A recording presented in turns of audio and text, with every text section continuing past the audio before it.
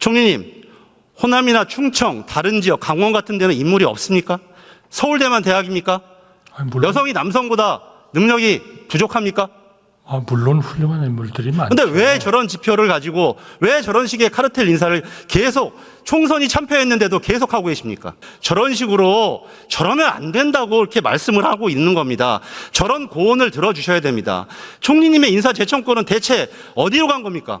중요한 거는 무슨 레프트냐 라이트가 아닙니다. 국가를 위해서 국가를 위로 상승시킬 것이냐 밑으로 다운시킬 것이냐 그게 더 중요한 거 아닌가요? 예, 총리님. 대정부 질문에서만 3번째 뵀습니다. 예. 윤석열 대통령은 한 번도 경험하지 못한 국회라면서 국회 탓을 했었습니다. 총리님 들으신 바 있습니까? 저는 직접 들은 바는 없습니다. 그런데 국민들은 지금 한 번도 경험해보지 못한 대통령, 최다, 최악의 정권을 경험하고 있다고 말씀하십니다. 민주화 이후로 최초로 대통령이 국회 개원식에 불참했습니다.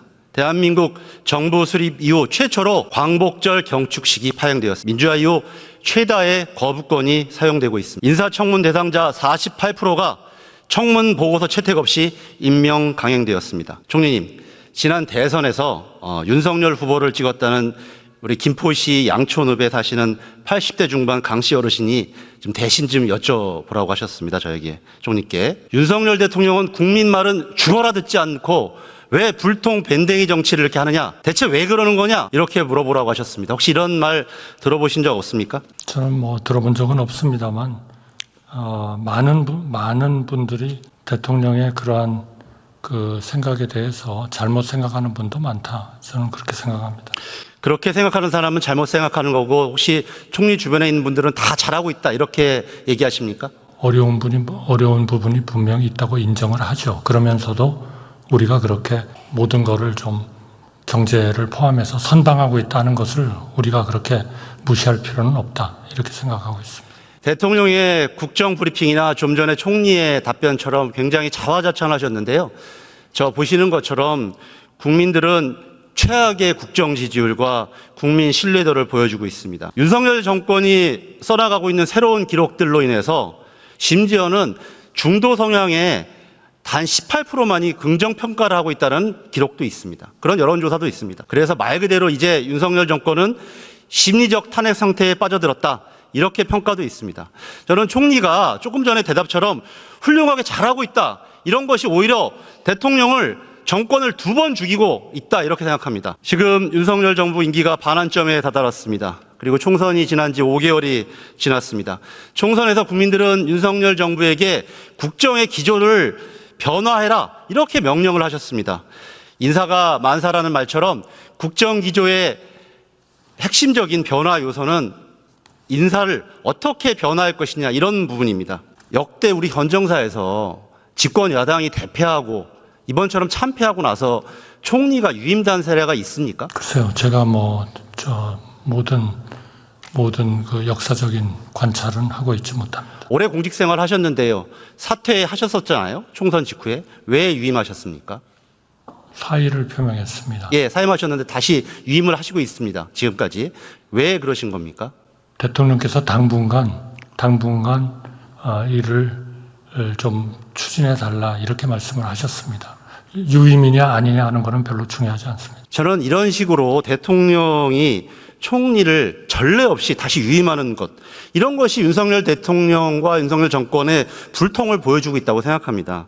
또한 다음에 보여드릴 것 같은 인사 편중과 카르텔식 국정 운영이 오히려 대통령을 국민으로부터 저렇게 신뢰도가 떨어뜨리게 저는 만들고 있다고 생각합니다. 작년 아마 얘기를 때 제가 질의했던 거 기억나실 겁니다. 제가 윤석열 정권의 인사를 뉴 남영동 인사다 이렇게 얘기했습니다. 즉 뉴라이트, 남성, 영남, 서울대 동문 편중 인사를 제가 지적한 바가 있습니다.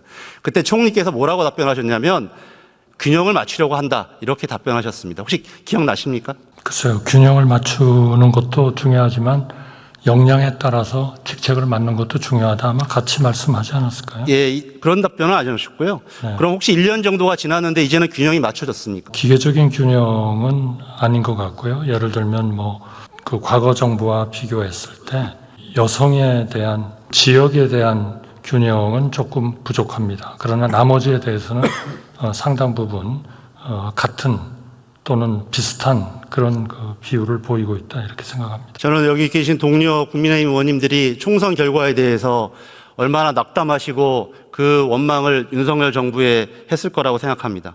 그래서 선거 이후에 얼마나 인사 문제가 개선되었는지 좀 확인해 봤습니다. 대통령실 비서관급 이상 총원은 53명에서 1년 전 58명으로 5명이 늘었습니다. 최근에는 공무원 줄인다고 하는데 대통령실 인사는 이렇게 늘은 거죠. 윤석열 대통령이 당선인 시절 제왕적 대통령 줄이겠다고 했었습니다. 그래서 30% 인원 감축하겠다고 했었습니다. 그런데 사과 한마디 없이 다시 이렇게 인원이 늘어난 겁니다. 그런데 문제의 핵심은 심각한 편중입니다. 당시 1년 전에 호남 출신이 3명이었는데 현재는 58명 중 4명으로 단 1명 늘었습니다. 여성은 여전히 3명에 불과합니다. 서울대 출신은 36% 21명입니다. 하나도 달라지지 않았습니다. 편중과 심각한 인사는 비단 대통령실뿐만 아닙니다. 윤석열 정권의 장차관급의 핵심 인사까지 붙게 되면 제가 210명을 전수조사해 봤습니다. 장차관급 인사입니다. 여성은 9.5%인 20명에 불과합니다. 서울대 출신이 거의 절반인 98명에 다다릅니다. 지역 편중도 영남 출신이 호남 출신의 4배 이르는 80명 38%를 차지하고 있습니다. 총리님, 호남이나 충청, 다른 지역, 강원 같은 데는 인물이 없습니까? 서울대만 대학입니까? 물론, 여성이 남성보다 능력이 부족합니까? 물론 훌륭한 인물들이 많죠. 그런데 왜 저런 지표를 가지고 왜 저런 식의 카르텔 인사를 계속 총선이 참패했는데도 계속하고 계십니까? 총선의 결과 여부하고 연결시키는 그거는 맞지 않고요. 그러니까 국민의힘 의원들이 원망하고 있는 겁니다. 그거는 맞죠. 저는 총리님 이렇게 보였습니다. 그래서 보수 언론마저 문제를 지적했는데 총선 이후에도 이진숙, 김문수, 안창호, 김영석 같은 국민들이 납득할 수 없는 인사를 계속하고 있습니다. 그래서 이재호 우리 민주화운동 기념사태 이사장 같이 보수 원로 인사마저 저런 식으로 저러면 안 된다고 이렇게 말씀을 하고 있는 겁니다. 저런 고언을 들어주셔야 됩니다.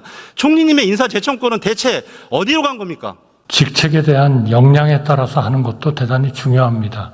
균형을 맞추는 것도 중요하지만 그러니까 인사를 물론 과거에 2번 집권을 하셨으니까 다 해보신 경험이시겠지만 인사를 그렇게 적절한 분을 제때 맞추는 게 그렇게 쉬운 일은 아닙니다. 잘 아시겠습니다만 그런 과정에서 계속 그런 균형을 좀 더 맞추도록 그렇게 노력해 가겠습니다. 저는 그게 정권의 능력이고 준비된 대통령의 모습이라고 생각합니다. 그러지 못하고 있기 때문에 국민들로부터 신뢰도가 떨어지는 겁니다. 그리고 아까 같이 김문수 지금 노동부 장관 같은 분을 옹호하고 변호하면 국민들이 오히려 총리를 욕하고 대통령을 더 욕되게 하는 겁니다. 저는 그렇게 생각하지 않습니다. 검찰 정권이라는 것은 이미 다 알려진 사실입니다. 이미 비서관급 이상과 장차관급의 검찰 출신이 24명 임명되어서 정권의 전위부대 역할을 하고 있습니다. 근데 이제는 검찰 출신이 단순히 검사뿐만 아니라 검찰 수사관들까지 공기업에 자리잔치를 하고 있습니다.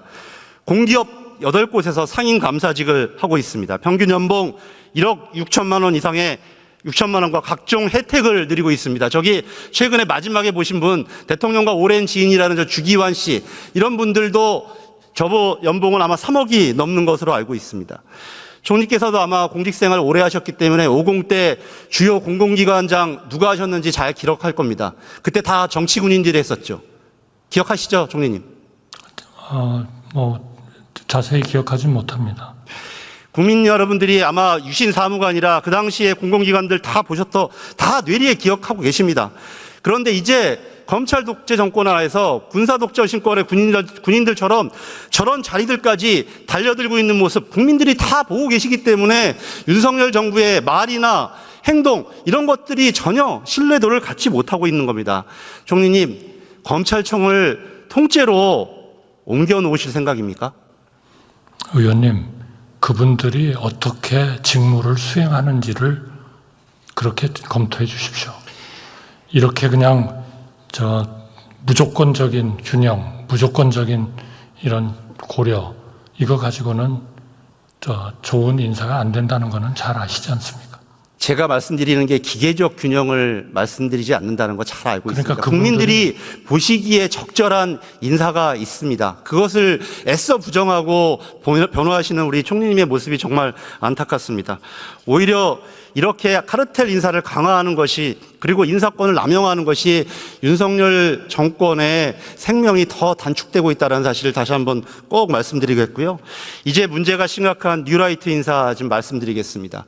아까 제가 말씀드렸던 80대 중반의 강씨 어르신이 이렇게 또 물어보십니다. 자기 80평생에 광복절 경축식이 파행되는 것을 상상도 해본 적이 없다, 이렇게 말씀하시고 계십니다. 저는 작년에 제가 정부국회 때 그때도 말씀드렸던 것 같습니다.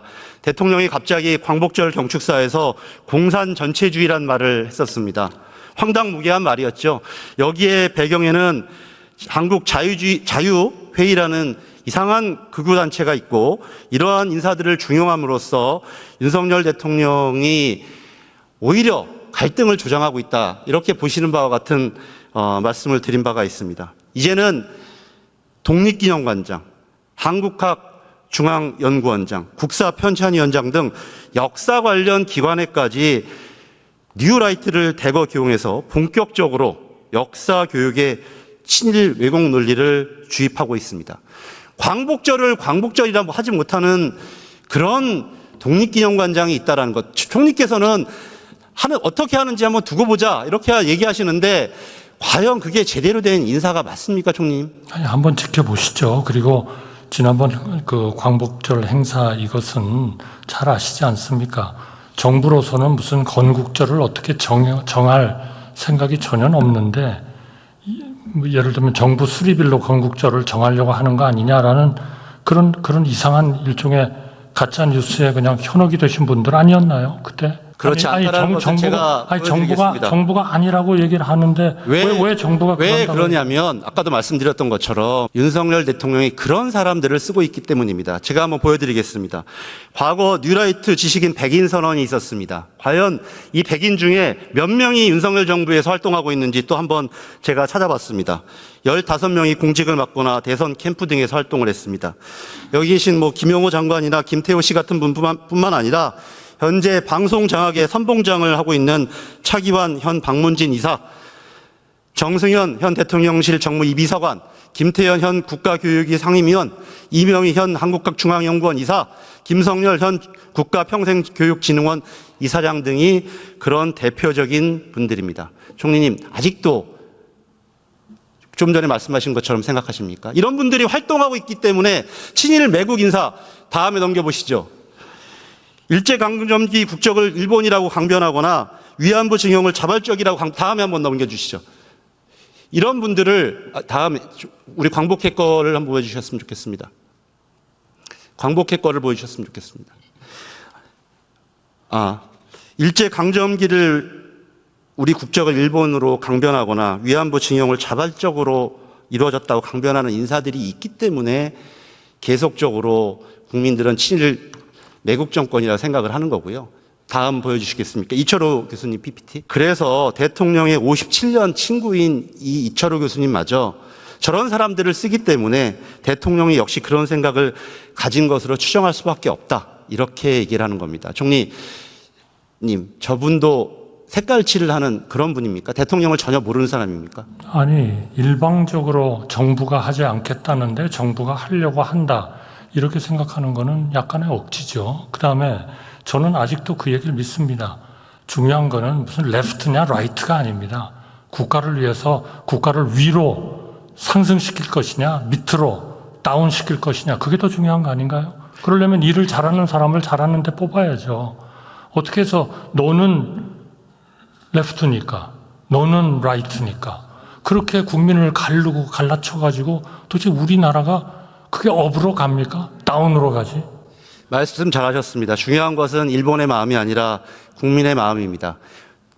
국민을 갈라치게 하는 것, 공산 전체주의 세력이나 반국가 세력이 암약하고 있다는 대통령이 아니라 정말 업으로 가야 되는데, 저렇게 과거에 일본의 대한민국의 과거를 일본의 국적이라고 얘기하는 사람들을 쓰고 있기 때문에 저렇게 얘기하는 겁니다. 예, 들어가십시오. 예, 총리님. 우리나라가 건국 이후 산업화, 민주화 두 마리 토끼는 잡았지만 그 여건과 상황이 급변하고 있고 또 지금 이 위기에 제대로 대응하지 않으면 대한민국의 미래가 없다. 이렇게 말해도 과언이 아니겠죠. 네, 그렇습니다.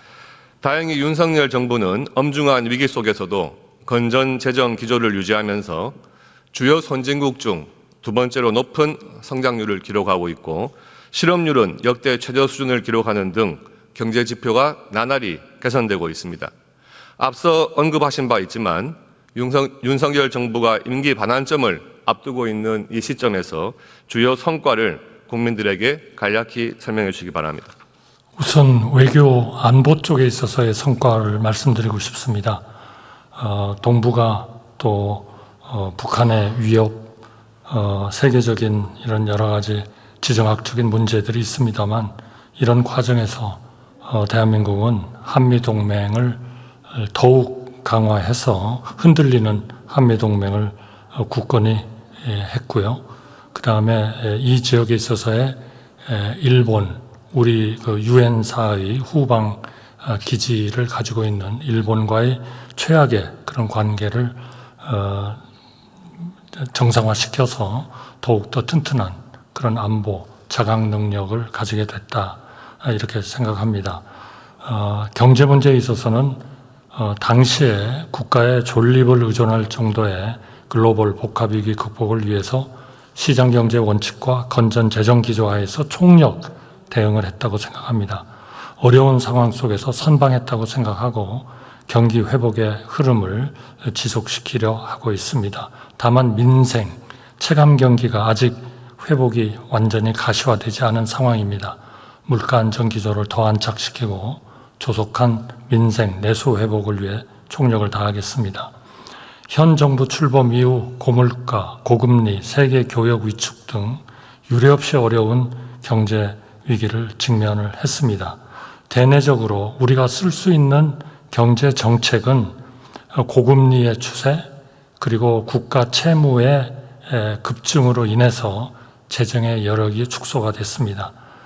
새로운 정부가 출범했을 때 당시에 우리가 49.4% 정도의 국채 비율을 가지고 있었고 문재인 정부가 출범할 때는 36% 정도였습니다. 2015년 기준입니다.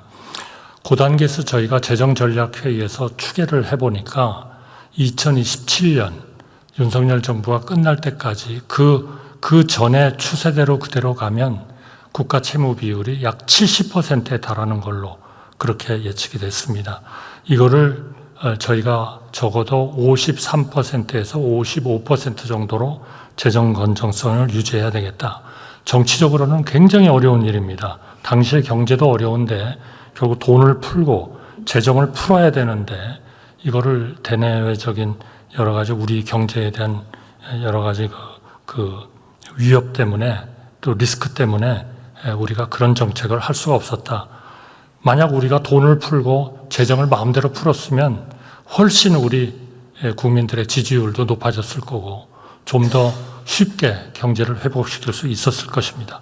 그러나 저희는 그렇게 안 했습니다. 어려운 여건 속에서도 건전 재정 기조를 유지하면서 시장 경제 원칙을 유지하기 위해서 총력 대응을 했습니다. 크게 3대 방향으로 노력을 했습니다. 하나는 경제가 무너지지 않도록 위기 관리를 하는 것이고 그리고 경제를 회복하는 거고 그리고 개혁을 통해서 어렵지만 성장 잠재력을 확충하는 것이었습니다. 그 결과 우리 경제는 위기를 벗어나서 회복세가 확대되고 있고 주요국에 비해서 매우 잘 선방을 하고 있다 이렇게 생각합니다. 경제 위기 극복 여부와 회복 정도는 물가 안정, 성장, 수출, 국제 수지, 고용 상황, 재정 건전성 등의 그러한 그 국가의 운영 지표로 판단을 합니다. 어느 나라도 이러한 지표를 가지고 그 국가가 선방하고 있느냐, 선방하고 있지 않느냐를 평가합니다. 새로운 정부 출범 당시 4월에 물가는 4.8%, 그리고 5월에는 5.3%, 6월에는 6.0%, 7월에는 6.3%까지 올라갔다가 지금 지난 8월, 2024년 8월에는 2%까지 우리의 원래의 물가 안정 목표까지 하락을 했습니다. 주요국에 대비해서 안정적 관리를 하고 있습니다. 미국은 아직도 3.2%, 영국은 4.1%, 그리고 EU는 3.1%, OECD는 5.5%의 물가를 보이고 있습니다. 1분기에 큰 폭으로 성장을 한 그러한 성과로 2분기에는 조정이 됐습니다만 상반기 전체로는 아직도 2.8%의 성장을 유지하고 있습니다. 8월 달의 수출은 11개월 연속 플러스를 이어가고 상반기 기준에서 글로벌 상위 10대 수출국 중 가장 높은 증가율을 기록하고 있습니다.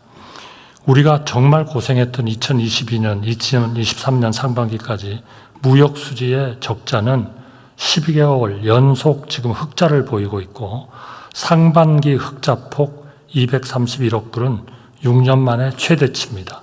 그리고 상반기 경상수지 흑자 377억 불은 작년 실적 1년 동안의 실적 355억 불을 능가했습니다. 월간 고용률은 15세 이상 7월에 63.3%로 30개월 연속 월 기준으로 역대 최고 경신하고 있습니다. 제가 지난번에 약 67% 정도 얘기한 것은 잘못 말씀드렸습니다. 25세부터 29세까지 청년 고용률은 7월 달에 72.4%로 7월 기준 역대 최고 기준입니다. 따라서 건정 재정기조 하에서 국가 채무 비율 등 채무 비율은 안정적으로 관리되고 있습니다. 다만 내수는 수출에 비해서 회복 속도가 상대적으로 더딥니다만 하반기로 갈수록 제약 요인이 완화될 것으로 전망합니다. 물가는 추가 충격이 없다면 2% 초반 안정세, 시중금리도 금리 인하 기대가 선반영되면서 점진적으로 하락할 수 있을 것으로 예상합니다. 수출 호조에 따라서 기업 이익 확대가 하반기부터 소비와 투자 개선으로 본격 파급될 것으로 전망합니다. 그러나 누적된 고물가, 고금리로 인해서 민생, 체감 경기는 아직 회복이 충분히 가시화되지 않았습니다. 물가 안정 기조를 확고히 하는 가운데 수출에서 나타난 회복 흐름을 전 부분으로 확산시키는 민생 개선에 총력을 다하겠습니다. 우선 기 발표된 추석 민생대책 등의 조속한 이행을 통해서 민생과 내수를 두텁게 보강하고 건설, 투자 등 취약 부분별로 보완 대책을 지속 발굴 추진하겠습니다. 내년 예산에도 분야별 민생 체감 경기 보강 과제를 적극 반영을 하겠습니다. 약자 복지를 위해서는 지난 5년 동안 기초생활수급자 생계급여를 19만 6천 원을 올렸습니다. 지난 5년 동안. 그러나 올해 한 해 새로운 정부가 올린 금액은 총 21만 3천 원을 증가시켰습니다. 따라서 4인 가족 기준으로 봤을 때 지난 5년 전에 약 162만 원 정도를 생계급여 하던 것이 이제 183만 원으로 늘었습니다. 그러니까 이 재정 건전성을 유지하면서도 성장 잠재력을 올리면서도 취약계층에 대해서는 정부로서는 최대한의 지원을 하고 있다 하는 말씀을 드립니다. 이와 함께 이제는 노동, 교육, 연금, 의료개혁과 또 저출생 대책, 인구 대책을 통해서 우리의 성장 잠재력을 확충하는 데 전력을 다하겠습니다. 국제적으로도 우리 경제를 높이 평가하고 있습니다. 세계은행은 한국을 성장의 슈퍼스타로 언급을 했고 이카노미스트지는 10대 강국 중 한국의 물가관리 2위, 그리고 IMD 국가 경쟁력 평가에서 역대 최고인 22 전년 대비해서 8계단 상승한 그러한 실적을 보이고 있습니다. 앞으로 지속 가능한 성장과 국민 행복 증진을 위해서 국회, 정부, 언론, 국민들이 다 함께 노력을 배가할 수 있도록 정부로서 최선의 노력을 다 해나가겠습니다. 예, 감사합니다. 정부의 이러한 노력과 성과에도 불구하고 지속 가능한 미래, 또 대한민국의 중단 없는 발전을 이루기 위해서는 무엇보다 대한민국 정치부터 바뀌어야 한다는 지적이 많습니다. 현재 정치권이 후진 정치, 막장 정치라고 비판받고 있는 것에 대해 정부도 좀 책임감을 가지고 정치문화 개선에 동참해야 한다고 보는데 총리님 생각은 어떻습니까? 네, 대내외적으로 어려운 상황에서 국민들의 민생 해결을 위해서 정부와 국회가 힘을 합쳐야 된다고 저는 생각합니다. 저 자신으로서도 여야가 협치회장으로 나와줄 수 있도록 최선의 노력을 다하겠습니다. 그리고 총리로서 시급한 민생 현안 해결에 집중하도록 하겠습니다. 국회가 특검과 탄핵을 남발하고 비정상적, 비상식적으로 운영되고 있는 것을 보면서 국민들은 답답해하고 있습니다. 총리님, 탄핵은 공무원이 그 직무 집행에 있어서 헌법이나 법률을 중대하게 위반했을 때 그 책임을 묻는 최후의 수단이죠. 그렇습니다. 사실상 공무원을 해고하는 효과를 목적으로 해서 이런 그 탄핵이 발동되는 거 아닌가, 저는 그렇게 생각합니다. 이것은 정말 중대한 그런 법률과 헌법 위반이 있어야 되는 거죠. 예, 입법부가 행정부를 견제할 수 있는 극히 예외적인 비상수단인 탄핵소추권마저 야당은 정쟁의 도구로 삼고 있습니다. 이러한 탄핵 남발은 국정에 상당한 지장을 초래할 수밖에 없을 텐데요. 이로 인해 국정 운영에 어떤 애로가 있는지 말씀 부탁드리겠습니다. 우선 그 검찰에 대한 이런 탄핵을 함으로써 사법 체계가 저는 흔들리고 있다 하는 것이 걱정입니다. 그리고 두 번째로 우리가 그 방통위원회에서 봤듯이 이 탄핵을 소추를 하게 되면 업무가 6개월 이상 평균 정지가 돼 버립니다. 그러면 사실상 그 일종의 그 조직을 끌어갈 사람이 없는 거죠. 이거는 굉장히 수백 명의 그 직원들에게 굉장한 스트레스를 주고 또 생산성을 올리지 못하도록 만듭니다. 최근에 방통위의 직원들 중에 내가 조금 좀 일종의 좀 병원에 가서 치료를 받아야 되겠다라고 하는 분들이 거의 100명을 넘습니다. 이런 것들을 우리 좀 정치권에서도 좀 굉장히 심각한 문제로 좀 인식을 해주셨으면 좋겠습니다. 예, 감사합니다.